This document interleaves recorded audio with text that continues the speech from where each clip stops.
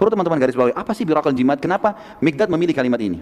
Birakal Jimat teman-teman sekalian adalah sebuah tempat di wilayah Yaman. Antara kota Madinah dengan Birakal Jimat ini ada 14 suku, semua suku jumlahnya ribuan orang.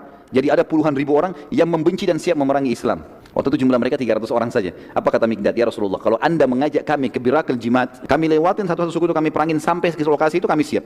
Seperti itu bahasa, jadi luar biasa. Artinya, jangan anda menyuruh kami berperang satu peperangan, 14 peperangan pun kami siap. Kata sahabat yang merawikan hadis ini, sungguh Mikdad telah mengucapkan kalimat di perang Badar yang aku berharap aku yang mengucapkannya. Karena kalimat itu lebih aku cintai daripada humurun ni'am, atau nikmat yang terbesar. Karena kalimat ini mulia sekali. Nabi SAW masih belum puas. Beliau berterima kasih pada Mikdad lalu mengatakan, wahai manusia, berikan pendapat. Ahli sejarah mengatakan, sebab Nabi SAW terus meminta pendapat, karena semua yang memberikan pendapat dari Abu Bakar, Umar, Mikdad, radhiyallahu anhu, ini adalah orang-orang Mekah semua.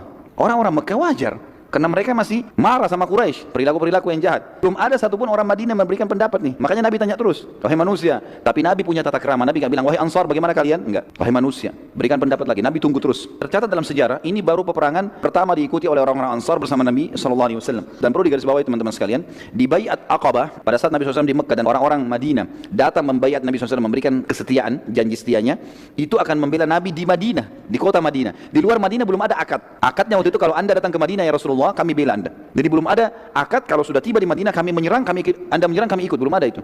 Maka Nabi SAW ingin tahu ini. Pada saat itu teman-teman sekalian, Sa'ad bin Mu'adz, tadi tokoh kita yang mulia, pimpinan suku Aus, berdiri lalu mengatakan, kami melihat ya Rasulullah, seakan-akan anda menyinggung kami orang-orang Ansar. Kata Nabi SAW, iya. Sa'ad lalu berkata, demi Allah ya Rasulullah, bila anda menyeberangi lautan, niscaya kami akan senantiasa bersama anda. Maka Nabi SAW sangat senang dengan pernyataan Sa'ad, karena Sa'ad mewakili orang-orang Ansar, pimpinan mereka. Lalu beliau bersabda pada saat itu, turun wahyu menyampaikan berita gembira khusus bagi yang hadir di situ. Beritanya adalah, sesungguhnya Allah Azza wa Jalla, Allah yang maha tinggi dan maha mulia, telah menjanjikan kepadaku salah satu dari dua kemenangan. Berhasil mendapatkan kafilah dan kita rebut semuanya, 2.500 ekor unta, atau kalaupun berhadapan sama musuh pasukan Quraisy, kita akan menang walaupun jumlah mereka 1.000. Maka para sahabat senang dengan berita ini. Berarti berita wahyu langsung sampai dari langit. Ini pasti menang. Mau lemah, mau jumlahnya sedikit, mau tidak punya keterampilan perang, pokoknya menang. Dari seluruh mukminin yang patuh kepada Tuhan yang Maha Perkasa dan Rasulnya Muhammad SAW, semuanya gembira. Tetapi ada satu hal kata ulama sejarah ya. Di sini jiwa para sahabat berharap dapat kafilah, bukan perang. Karena mereka juga berpikir, kafilah cuma 40 orang yang dilawan. Ini 1.000 orang. Ini penjaga kafilah biasa seperti mereka. Ini pasukan perang, keluar dengan banyak bekal.